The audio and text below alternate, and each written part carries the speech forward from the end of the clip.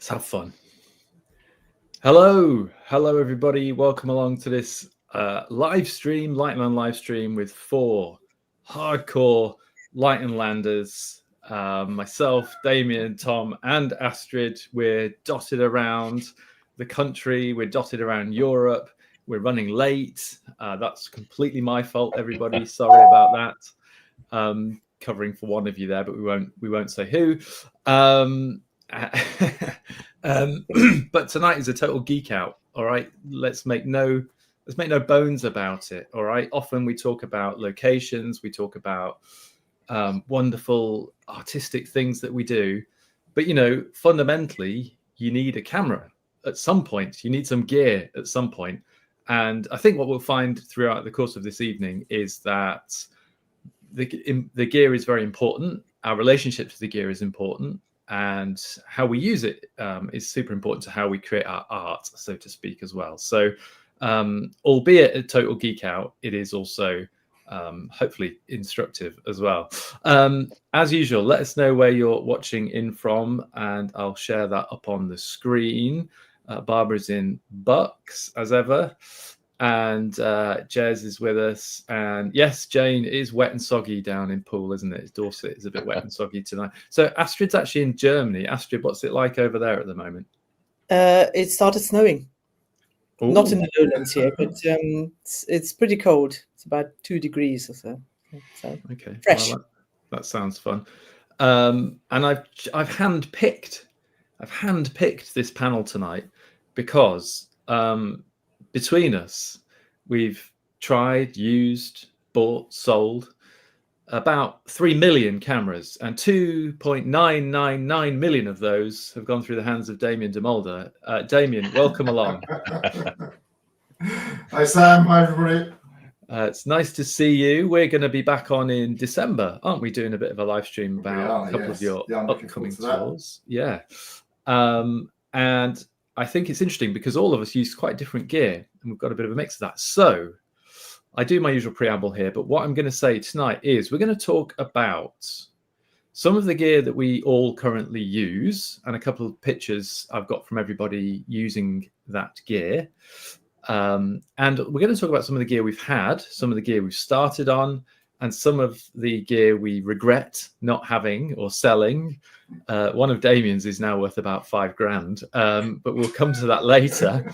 It wasn't when he bought it. And we're also going to talk about some other little bits and bobs, things that we have in our camera bags or gear that we use on a day-to-day basis. And I would say that between us all, we've got quite a nice mix. Damien and Tom both have busy commercial photographic practices, so they're out doing commercial work as well as some travel, street, urban, landscape, you name it, but they're busy doing all sorts of things.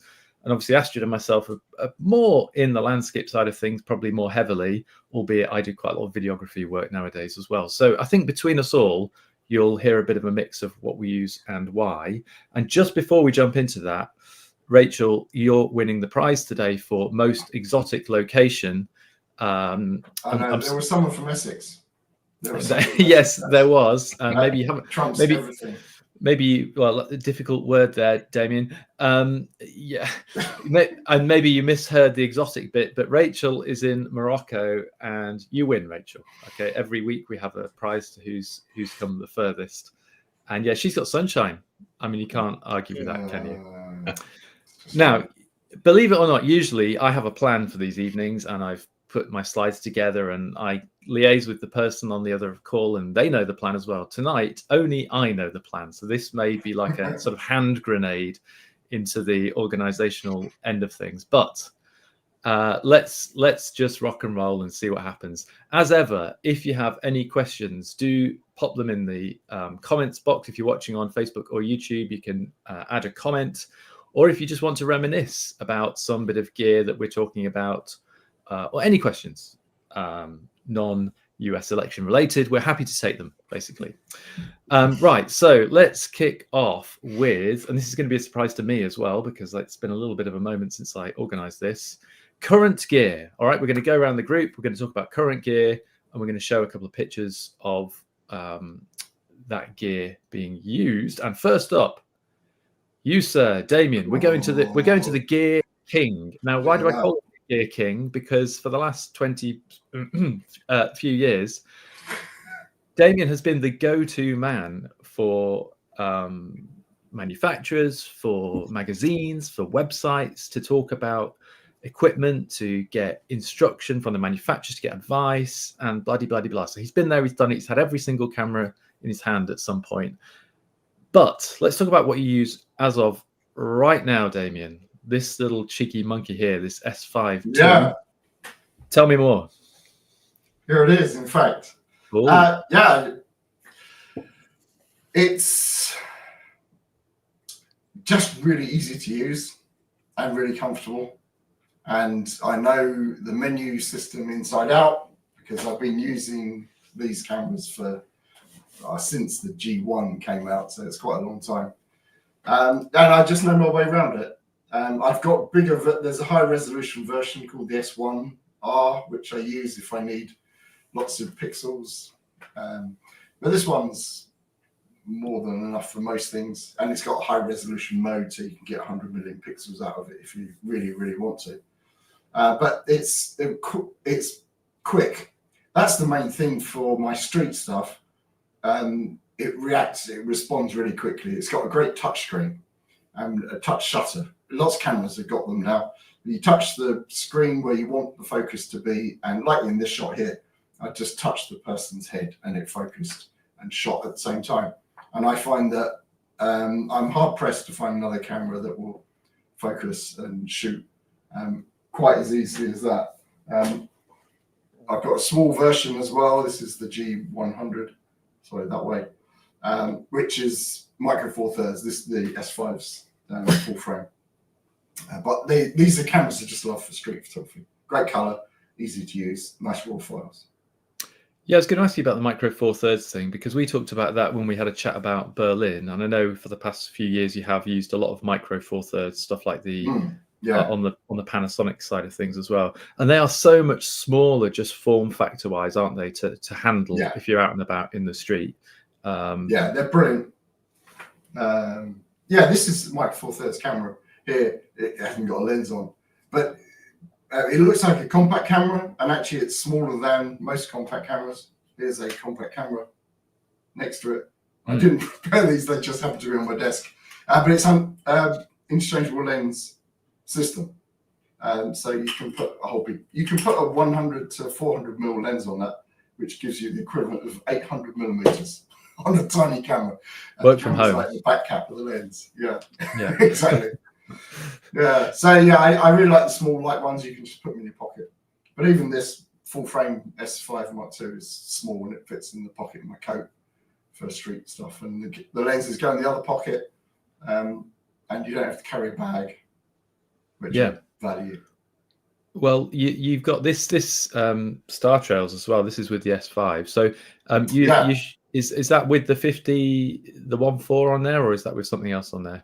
No, that's with the Sigma 14mm 1.4, which is designed for astro and landscape, actually. But that's a big, brutal beast. I wouldn't take that in the street. You'd be arrested.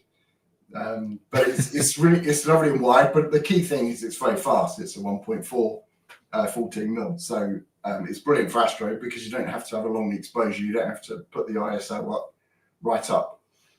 So with this is 2-second exposures, and it's about 100 2-second exposures, one after the other, and then they're combined in camera using a mode called live view composite. So although it looks very clever, and in the olden days it would have been very complicated to do, I'm not that sophisticated, and it can just do it in the camera. So you just need to point north for the North Star that you can see the stationary bit in top left.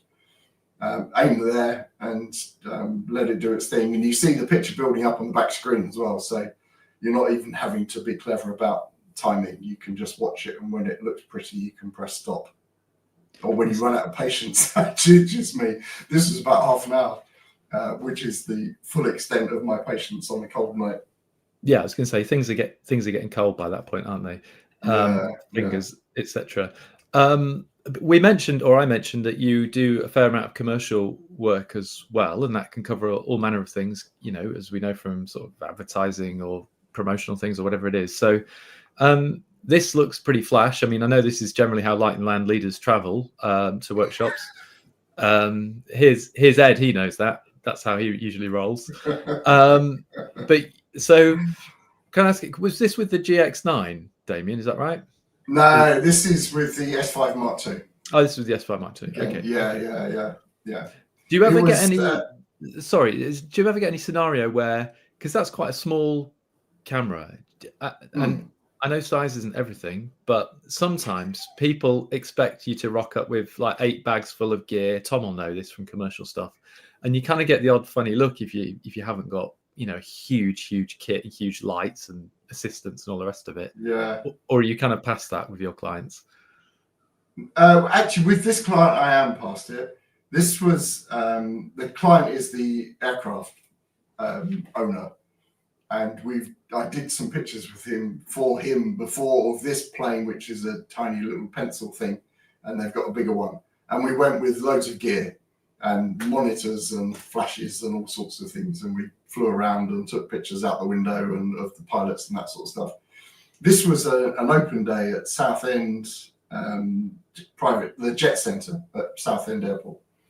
So I went with a small bit of kit so that I could sort of, not exactly blend in, but it wasn't a sort of a big commercial shoot. It was to shoot what was going on.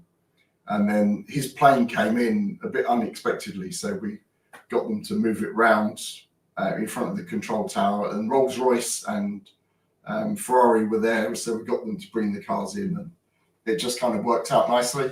And I got down on the ground and in my suit, and fortunately the apron there was very clean, and yeah, got the shot that way. So it wasn't a full-on commercial shoot. This just happened to come together very nicely.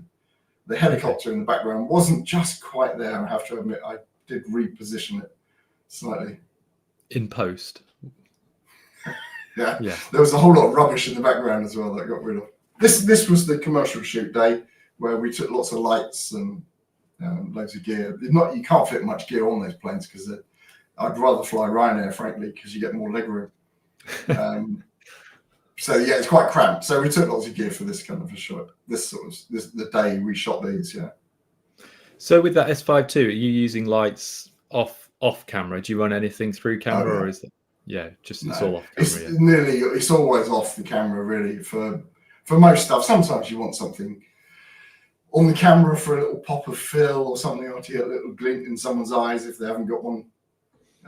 But yeah, most of the time the light's off the camera. We're trying to make it look as natural as possible.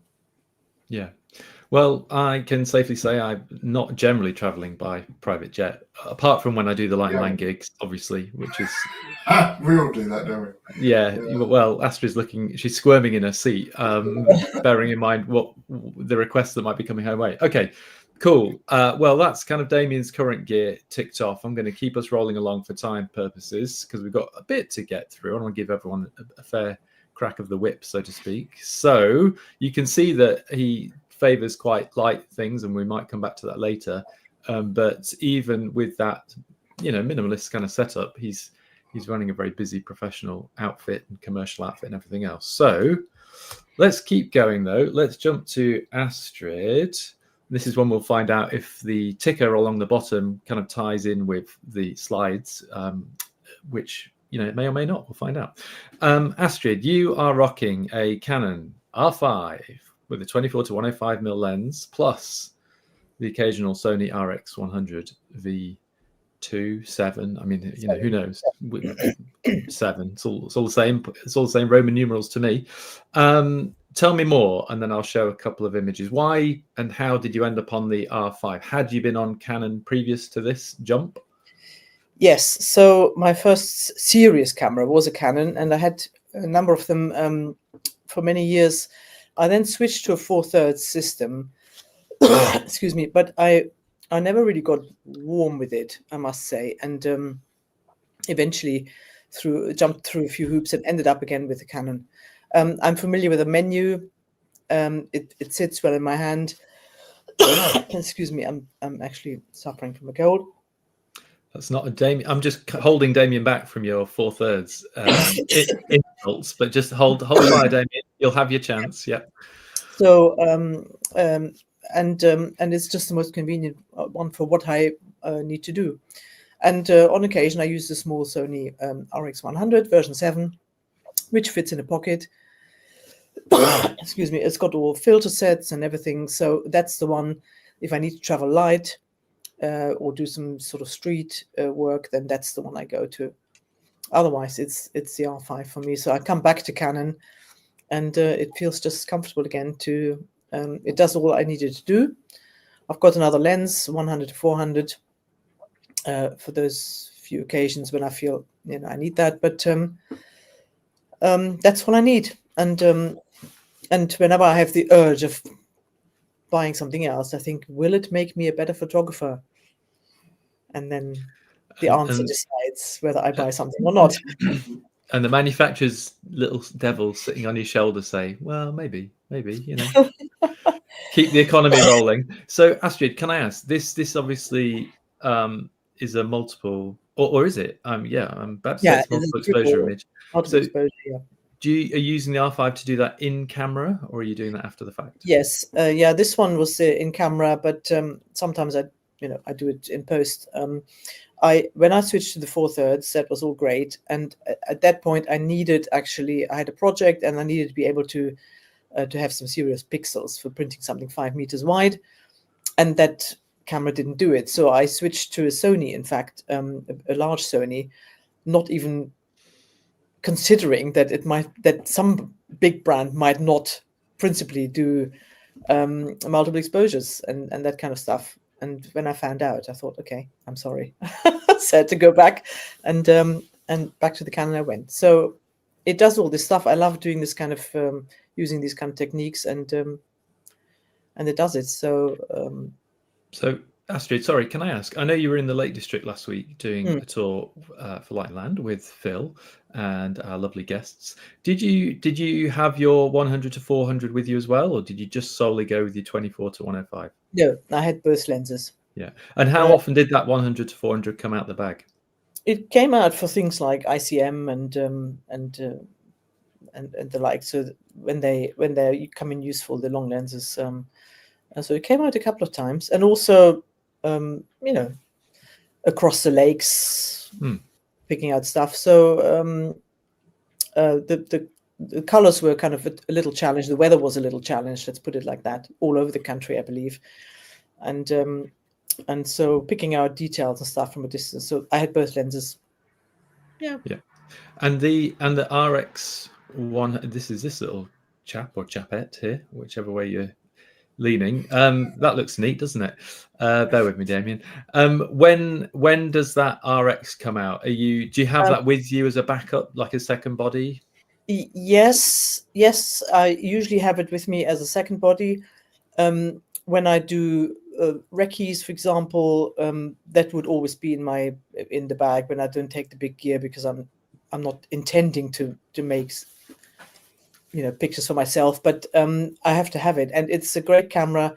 That picture you see there, it was a chance kind of shot with that little camera, and I can print it 2 meters tall, so the quality is just extraordinarily good.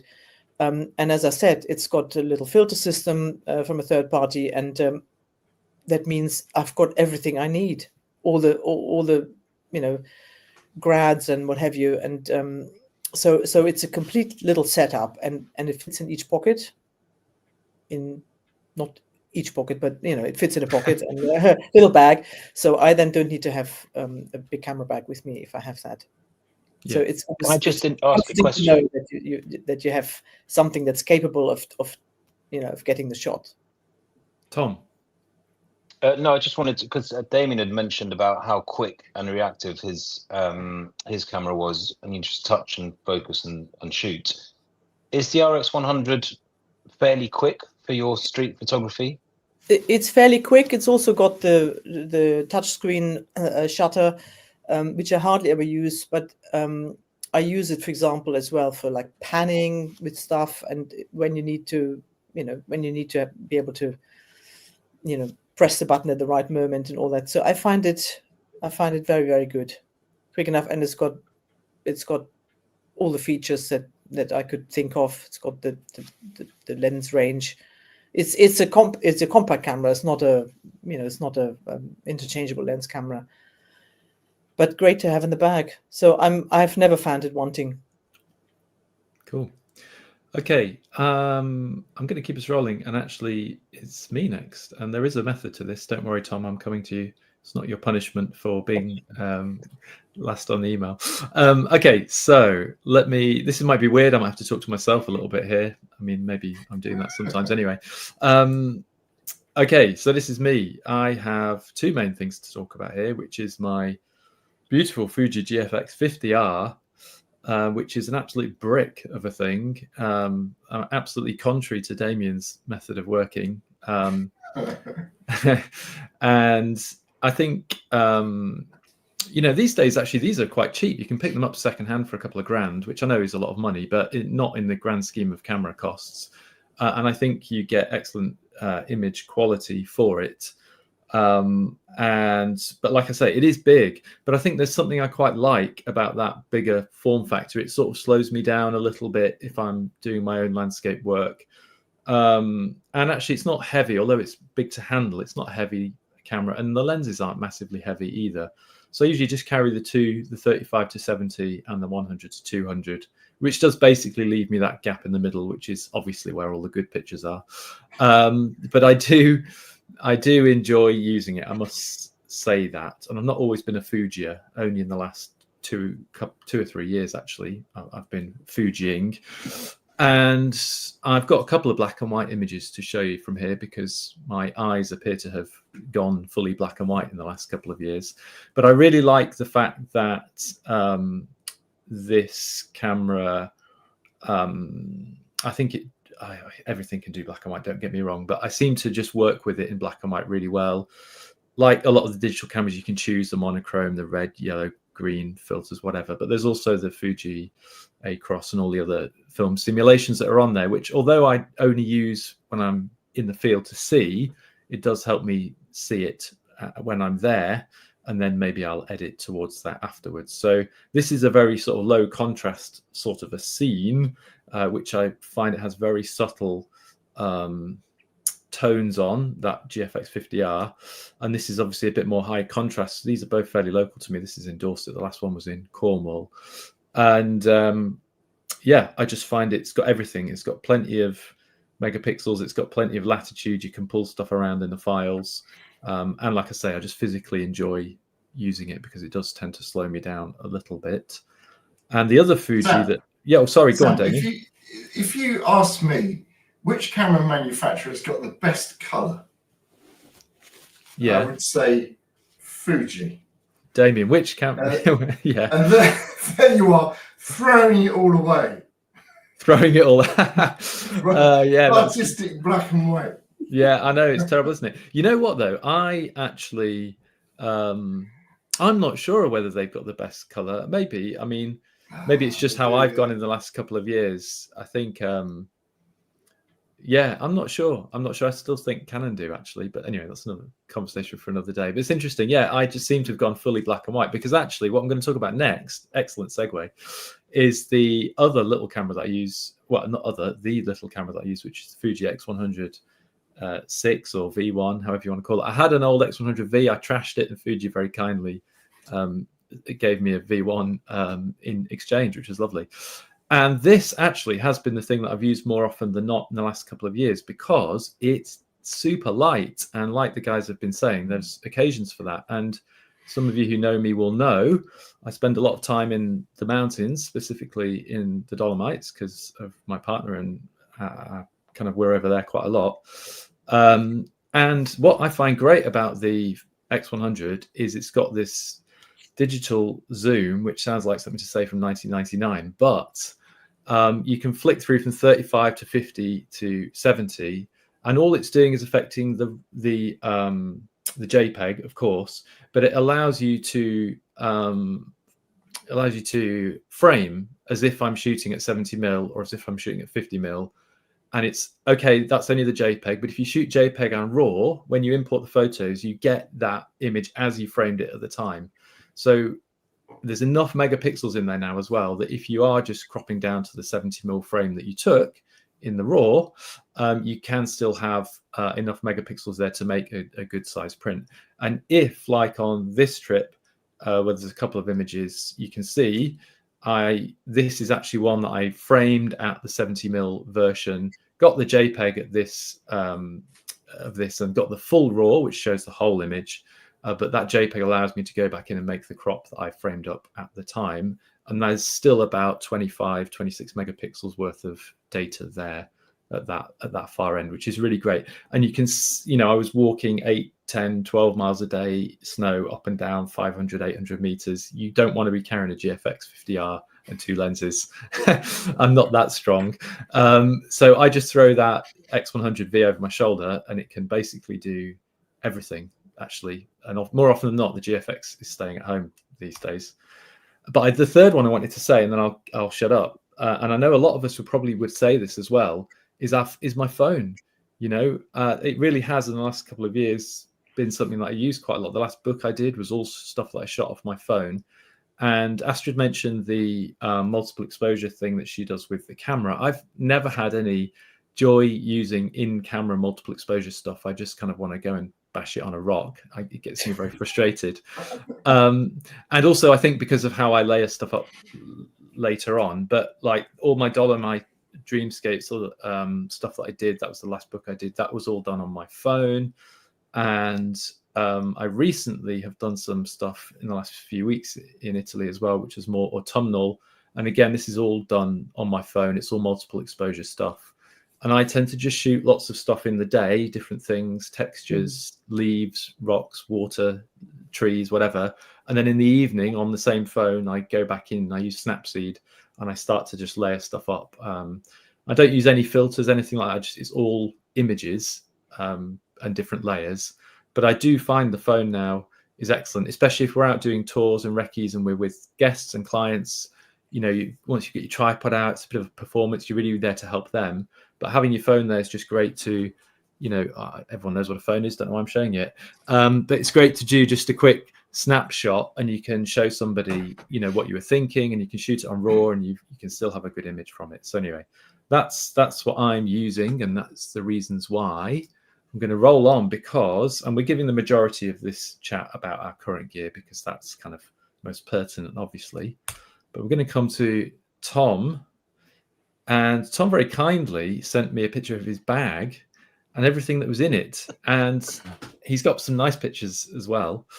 But tell me more, Tom, because you do a lot of landscape stuff, but you're also busy doing commercial things too. So it's important for you to have stuff that just works. So what's your current gear? Talk us through it and why. I do a lot of mainly interior photography as my commercial work. And in fact, trying to put my gear together today, because I left it very late to send to you, I can't actually include all the interior gear I use, all the landscape gear I use. So I just thought I'll go half and half and present what I use mainly for both.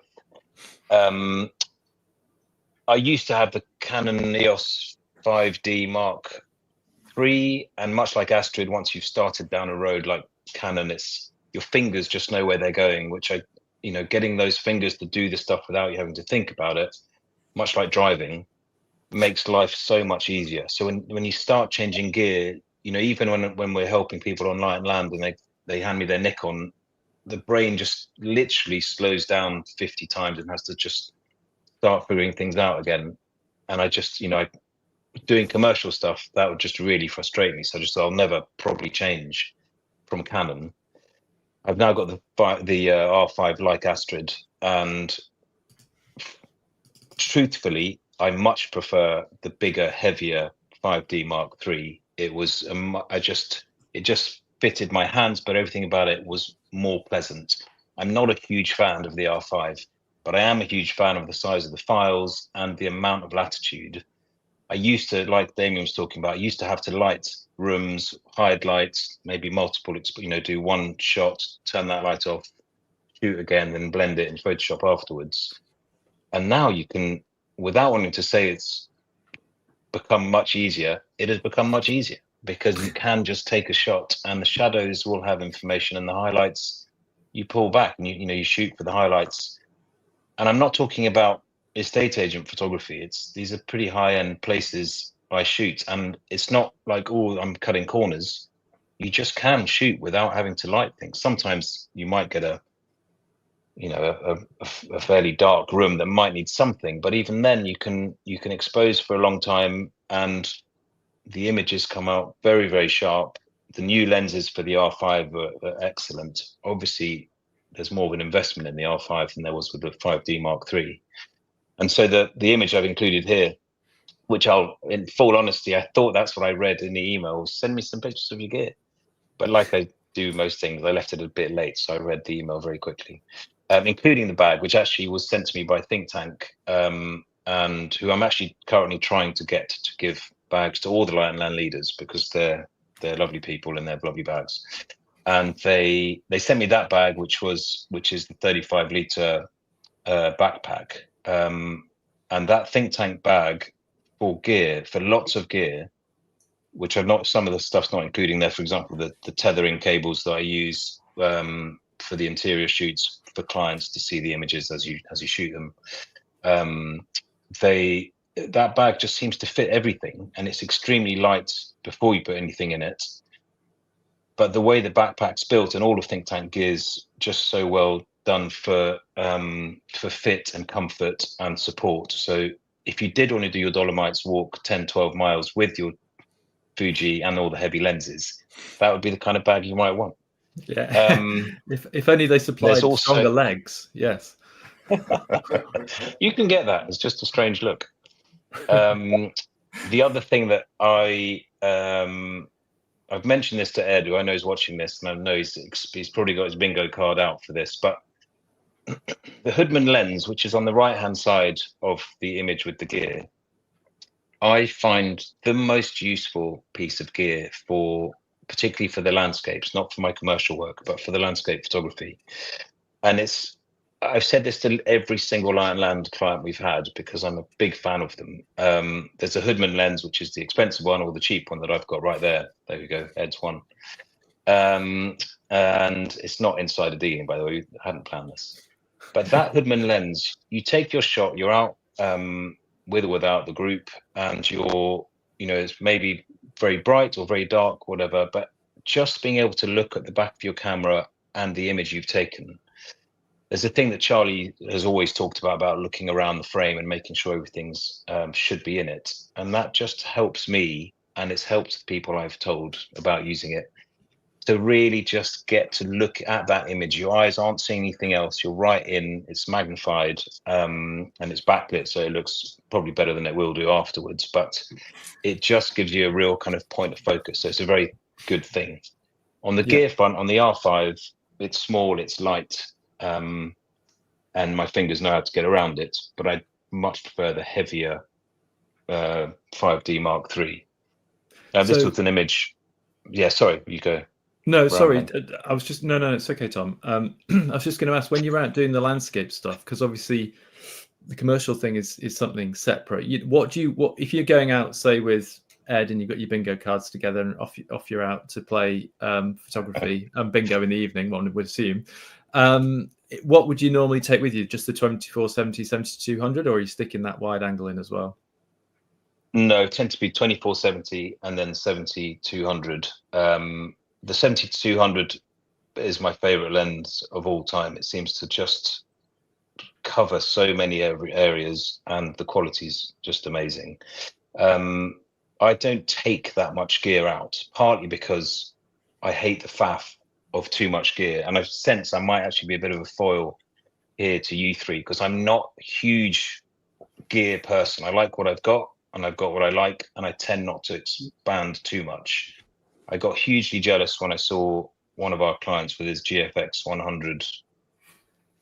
100S something, Fuji, unbelievable medium format quality. But I tried to keep it quite simple. And obviously I never take pictures when we're with clients anyway, so no one ever sees my gear. This was an iPhone shot, in fact. But Yeah, for the landscapes, I think it's quite a sensible decision to not, if you're focused on your photography, to not fill your bag with too many options. You can just get confused sometimes, and it slows you down if you have open a bag and it's Pandora's box, or you just go, okay, I've got 2 lenses, I've got my filters, my main body, and maybe a spare body, and then you kind of work with what you've got. And you'll see when we talk about our old cameras, it's the same thing. That simplicity of the older cameras is really, you can only repeat that if you just have less gear. That's the simplicity of photography.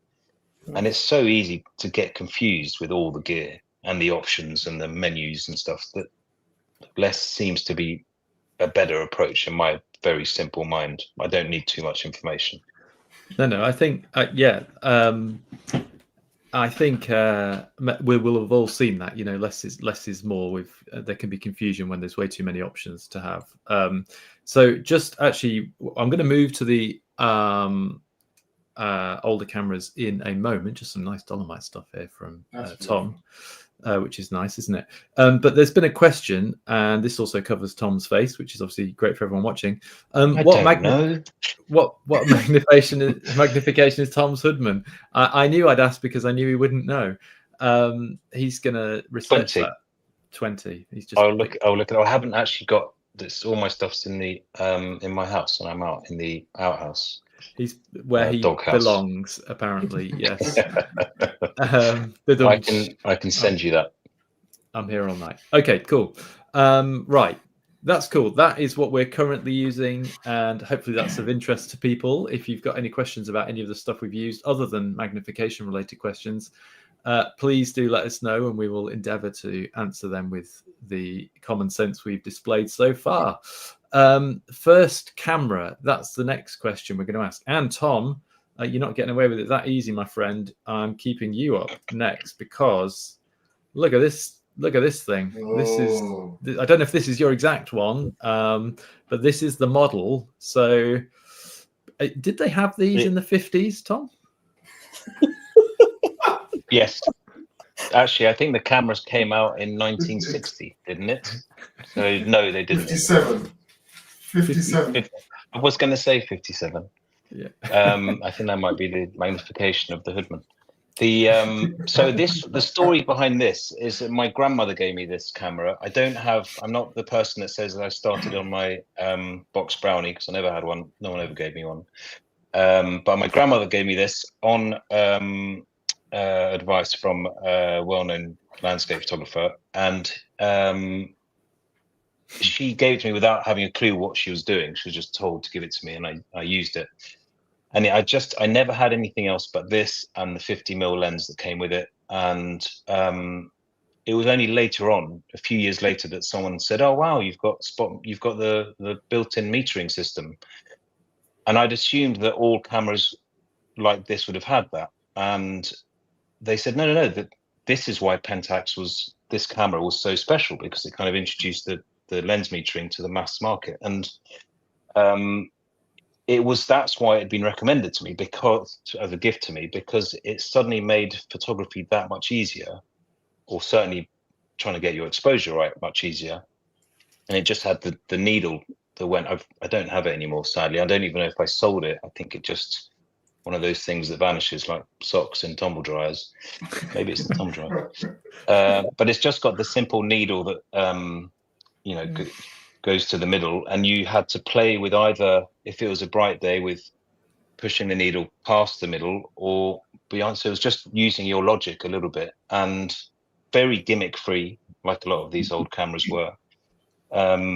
And these are the shots I used. So when I studied, when I went to Salisbury College of Art to learn a bit more about photography, I shot on that rather than on my Hasselblad, and I cropped everything square because I like the square format, but I was using the Pentax because it, a bit like the street photography that Damien was talking about, it wasn't small, but a bit easier than using a Hasselblad walking around in the streets of London.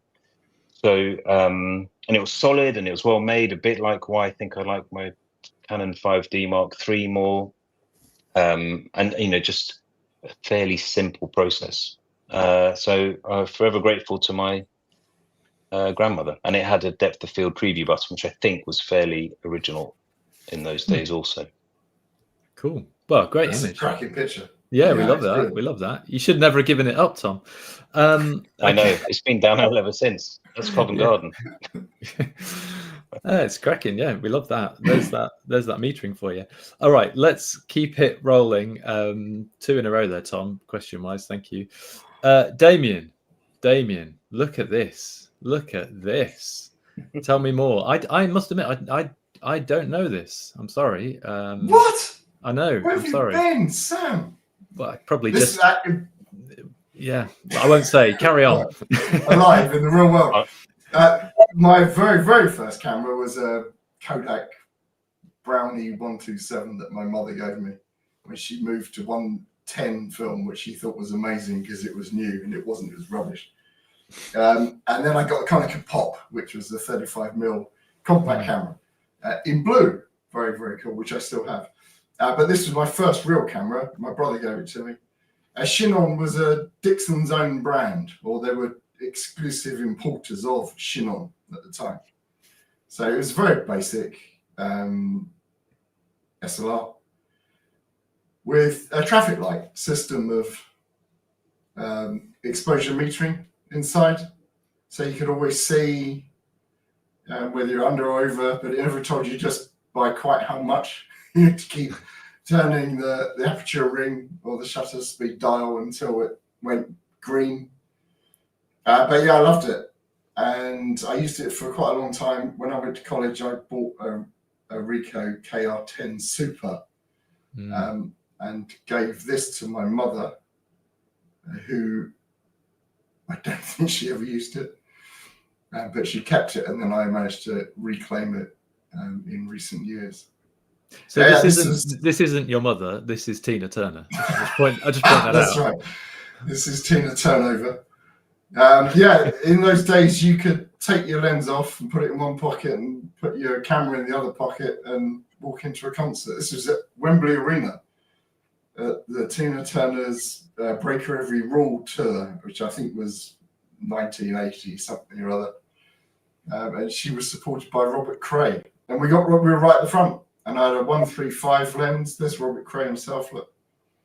And I shot with Orwo film that you could. Great. It was rated at 400, but you could push it to 1,600 and process it in microfen. Well, yeah, microfen, wasn't it? And the grain was like golf balls. But actually, just last weekend, I had these blown up to 80 centimeters on the longest edge, and I've got them on the wall downstairs now because we finally finished our room and I could put pictures up. So yeah, some of my first. You were there, Rachel. Fantastic. I may have bumped into you for the queue for the bar in the room, but the quality, yes, the quality was great, and I still love it. The lenses were nice. Actually, not anything special. The 135 was very nice, actually, and they saw me through school. I gave up history A level, not officially, but effectively, because I found a dark room, and I kind of buried myself in there. It was a mess of art storage, so I got rid of all that and started processing films in there. So yeah, it's very cool. Loved it. And there's some dudes from school. I documented everything that happened at the school. I didn't go to Fame Academy, but these are some of my mates thinking that they were cool when in fact they weren't. But they say the camera never lies. But here's a prime example of it lying. I mean, it's all about the haircuts. It's all about the haircuts. Yeah. Even the cigarette in the corner of the mouth couldn't quite save the cool here. Although I would imagine those sunglasses are probably back in if you hipster enough to walk around London with them. Yeah. Everything comes back. Everything comes back. Yeah. And those haircuts are definitely back in. Yeah. Well, I can only dream, and let alone Damien. Okay, so let's keep it rolling because we've got there's some cool let's ping. We've been pung. Let's keep it rolling. We've still got some cool stuff to hit because somebody had a gold camera, didn't they, Astrid? Yes. Well, it was all plastic, I think, but that was my very first camera. It was a little manual camera, half frame. So I bought films with Orwell films, obviously in East Germany. Only ever Orwell films with 12 exposures, and you could put 24 pictures on it. And it had this sort of handle thing at the front there, and that was the light meter. So you had to move it about until it hit the little bar in the middle. And and the funny thing about it was, I mean, the quality wasn't great. It was a kid's camera, I suppose. But when you expose the picture, the little button in the picture on the right, it snips out, and if you have your finger on it, you can push it in, with one go, and that's how you transport the film. So you can actually expose fairly quickly because it doesn't have several sort of movements, which was fun. But all it had, I think, was a 30th, a 60th, and 125th second for shutter speed, and that was it. That's all you need. When it was sunny, you used the 125th, and when it was cloudy, you used the 30th, and maybe something in between.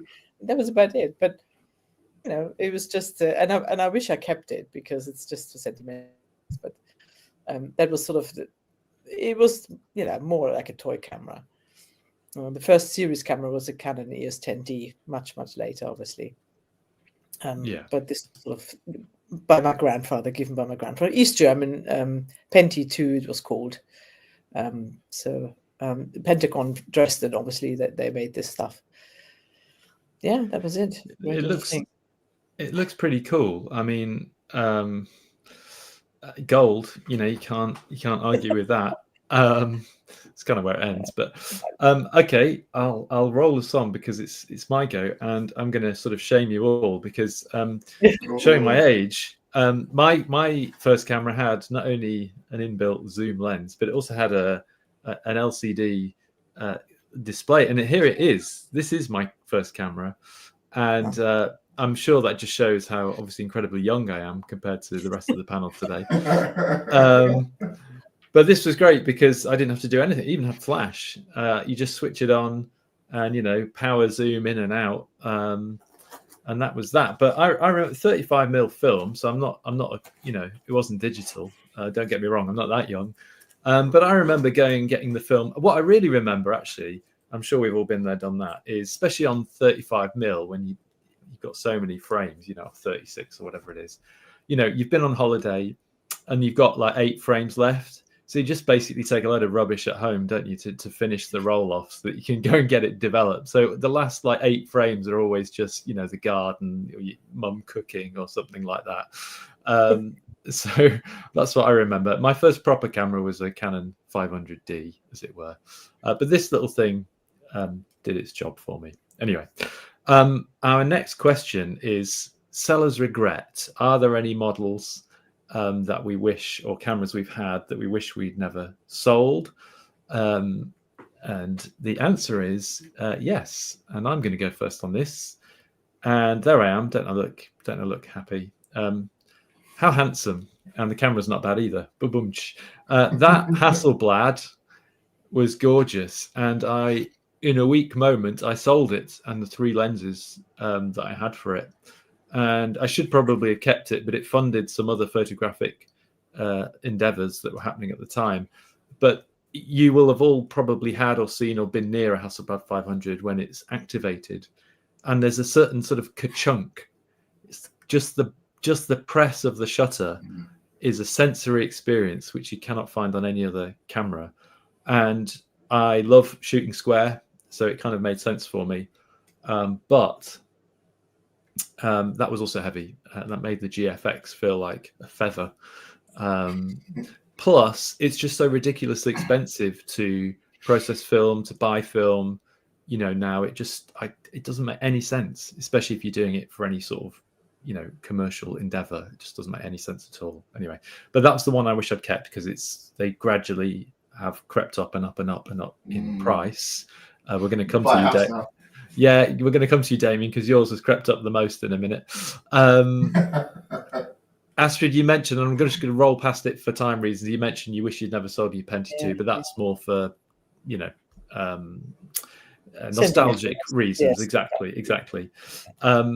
Damien, you actually gave me a couple here. You said this KR10 Super, which don't go for big money, so I'll buy you another one for 50 quid if it really makes you feel happy. Thank you very much. But the other one was the Mamiya, and they do go for big money. They're going for about sort of $4,000 or something at the moment.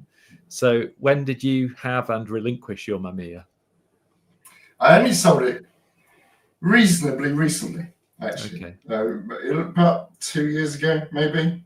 And I had a kit with an 80, a 50, and a 120. And all the bits and gubbins that go with it, and the 35mm insert that will give you panoramic frames. I loved it. What I regret, the KR10 Super I regretted selling it immediately because it had seen me through college and I shot a lot of stuff with it. But I was working on ships and I needed a Nikon. And so I sold it to one of the other photographers and I bought a FM2. And then an FE2. So as much as I regretted it, the money, like you, Sam, it went on to fund other things. But the Mamiya, I regretted not using it enough. And I was doing, I was doing lots of interviews for amateur photographer at the time with film photographers. And I was talking about kit with them, and they'd either got Mamiya 7.2 or they wanted one. And I said, oh, yeah, I've got one of those. And every time it's like, I felt such a fraud because it hadn't been out of the house for years. And in the end, I sold it. And it was, as much as it was sad to sell it, it actually felt like the right thing to do because I was selling it to someone who hopefully would use it more than I did. So that's one I don't regret selling, but one I probably should regret selling. Financially, perhaps, but you released it back into the world. Yeah, it got some good money.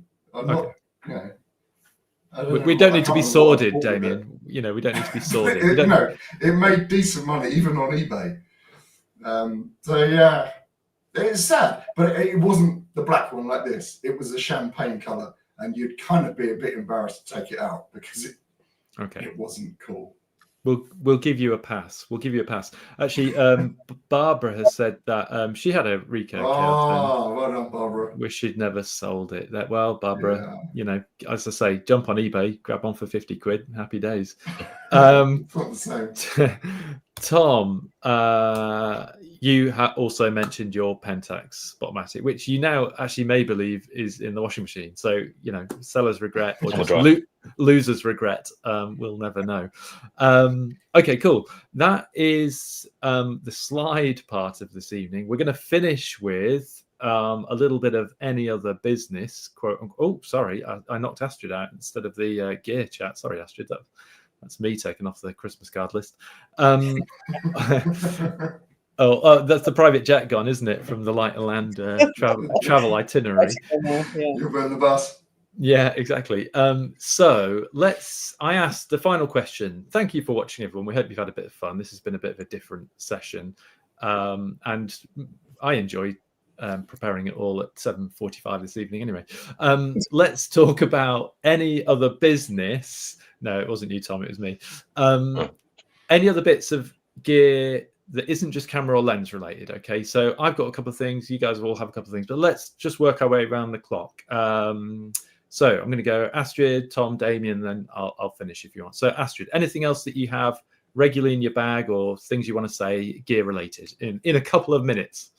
Oh, yes, I'll be quicker than that. Well, you mentioned your phone as part of your gear, but that's what I thought I'll mention. I'll never be without it now. I've got version 16 now, iPhone, but it's just absolutely tremendous. The only thing to be careful is that when you move everything over from a previous version, suddenly some apps that are not available anymore. And I used the photo split for multiple exposures. and now it says, sorry, it's not available anymore, and it's gone. So suddenly I have to find another app. But that's one thing I have. The other thing I thought I always have is things like plastic bags for rain covers and lens cleaners, sort of wipes and stuff. And the bag itself is important. I have a Tenba bag.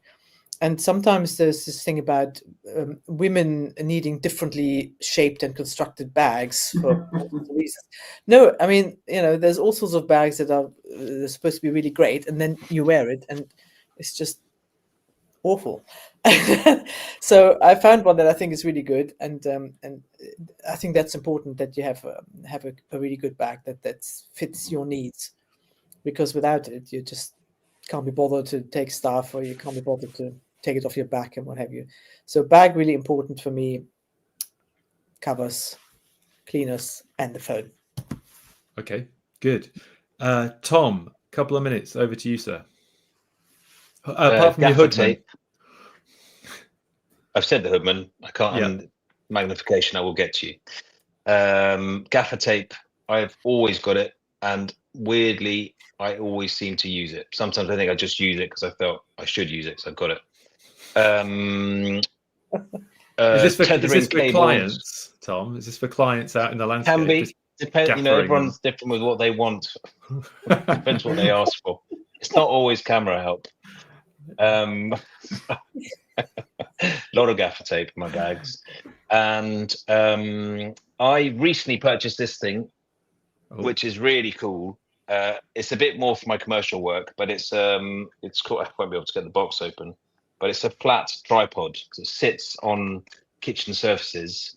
I can't open the box. It looks like that, but when you open it, it's a bit more interesting. My time's running out. We'll never know. No, it sits on a flat surface, and there we go. And it's really amazing. For it looks like this. And if ever you need to shoot a kitchen, I know I'm not talking to the right market here, but you can't get your tripod over and there's stuff in the way, you put this on the kitchen surface, and it's really, really well designed. These little things flip up, your camera sits there, and it is a brilliant bit of kit. So hopefully they'll sponsor me next year. Now that I've said this. Yeah, Tom, I feel like you've sort of taken this opportunity to just sell yourself to the highest bidders. Yeah, yeah. All right, you've said it now, Tom. Okay, Damien. Tom could just mute himself. Damien, over to you. 2 minutes on most important other things you have. Simple stuff, really. I got a cage for my camera, which was really so you could bolt things on for making movies and attach your microphone and lights and things like that. But actually, it's given me an extra handle here, so I can carry it like that, and a bit more of a grip on the front, and a better grip on the side, and it gives you a bit of protection.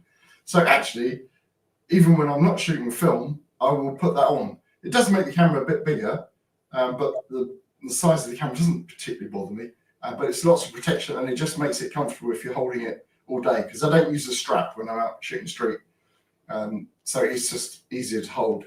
Other things include a pouch of batteries, because you don't want to run out of batteries. Lots of these for when it rains, and if you need to wrap a camera or something or a lens and put it in your pocket. That's brilliant. And this is always exciting when you go through security at the airport, because it looks like a hand grenade. But it's essential because it cleans your lens, but that's the obvious bit. But when you remember to check your sensor at the end of the day to see if it's covered in junk, you can get rid of it. There's nothing worse than being away, knowing that you've got lumps on your sensor and you didn't bring your rocket blower to get rid of it. This is a basic one. I've got another one somewhere that has a filter on the inlet, so it doesn't suck dust in to blow onto your sensor like this one does, but this is more exciting when you go through the X-ray machine. Yeah, okay.